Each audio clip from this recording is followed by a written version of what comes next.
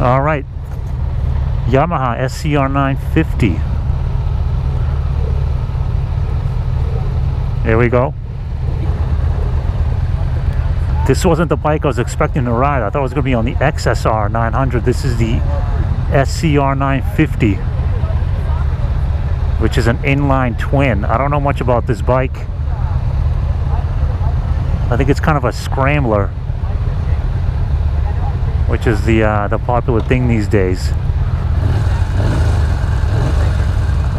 No tack. So what do we got here? This little tag. Seat height 32.7. It feels lower than that. Wet weight 547. Displacement 942 cc's. MSRP 86.99. All right, it looks like we're getting ready to head out here.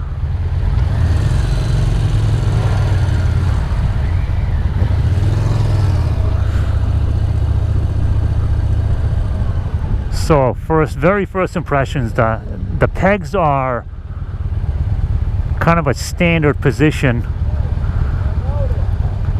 A little bit more front set than a standard bike. Handlebars are wide, pretty wide.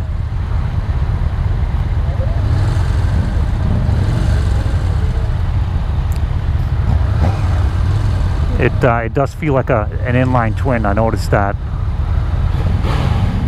I prefer a V-twin myself, but this is what Yamaha decided to go with.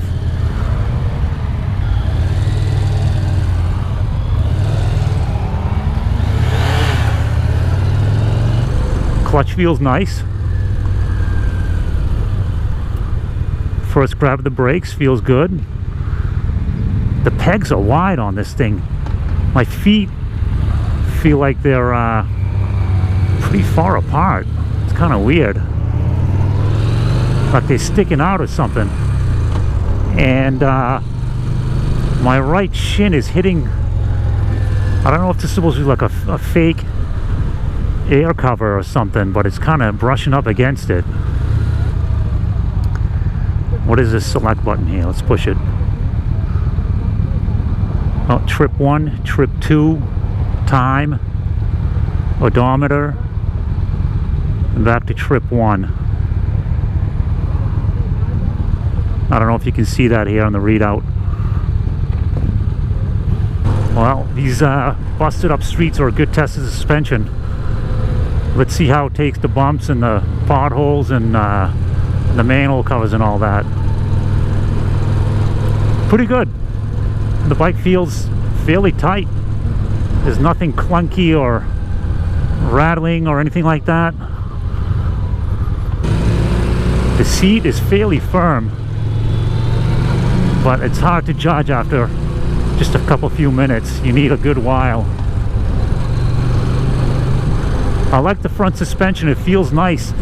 The rear feels a bit stiff and springy. Oh yeah, the rear is fairly stiff. I don't know if there's some kind of adjustability on it. I'll have to check when I get home.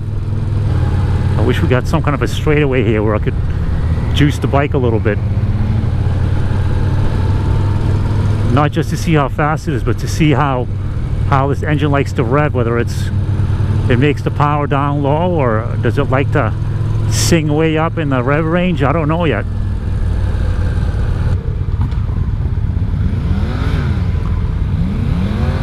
Jesus, this guy in front of me is just slipping the shit out of the clutch. I don't know if this guy knows what the hell he's doing. Mirrors vibrate a little bit at highway speed though. Actually quite a bit. Now I can slide back and forth in the seat, which is kind of nice. I do like that about these style of bikes, is that I'm not locked into one position, so I can move my butt up and down, which helps on long rides. You know, passing power is okay. It's not overwhelming. It's okay. I like the gearbox on it. It's nice and slick. It's fairly light action. I can feel the upshifts and the downshifts nicely. There's no mistaking when you make a shift. I haven't felt anything grind. Alright, so that's, I gave it some juice there. It's not bad. I do miss the V-twin, the character of the V-twin. I much prefer it to, much prefer the V-twin to the inline twin that this bike has. So we're going down Canal Street in Manchester. This is an old mill yard. This was actually a canal up until about 50 years ago. And they filled it in and made it a road. With all these mills to my left and to my right, these were factories built in the 1800s. And in the 1920s and 30s and 40s, they all went out of business. All the manufacturing went down south. Just cheaper labor. Look at that old mill building. Think about all the people that used to work there. They were working 12 hours a day, 5 days a week, and then I think half days on Saturdays. Freezing cold in the winter and boiling hot in the summer, and they used to stick cotton balls in their ears because all the equipment, all the machines was so loud. And after 10-20 years, a lot of them went deaf anyway. Tough way to earn a living back then.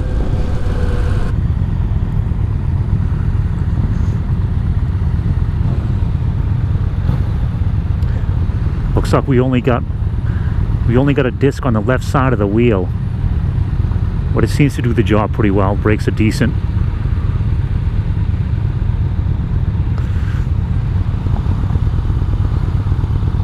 And we got a belt drive on the left side and the brake disc on the right side in the back.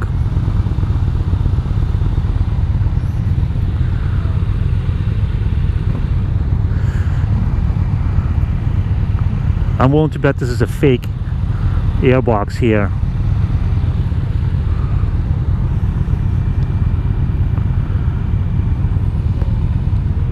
And I don't know if this is air cooled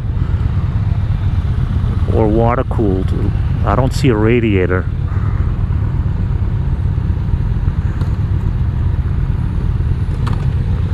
It's got the scrambler-ish tires on it, but I don't know if I'd be wanting to take this thing too much off-road. The bike actually feels lighter than the 547-pound wet weight that it says. It's fairly nimble between my legs. The seat's low. It's easy to maneuver.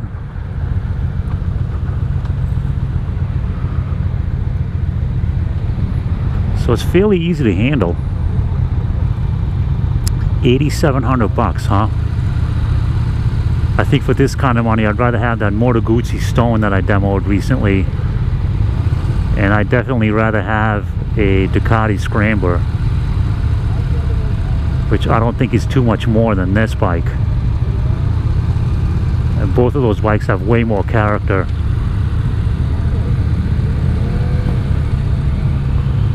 There's a lot of bikes in this segment right now. It's this retro scrambler genre is heating up. Folks, I really wanted to like this bike. Scramblers are cool, and retro bikes are cool too. I was trying to stay upbeat during the ride, but this is the most uninspiring bike I've ridden in a long time. The engine has no character. It's slow. The suspension is crude. I don't think it has any off-road capability. The Yamaha SCR 900 is a much better retro bike. And if you want a scrambler, the Ducati is faster, more fun, and more capable off-road. Yamaha's been on a roll with their new bike lineup lately, but they dropped the turd with the SCR 950. Highways jam with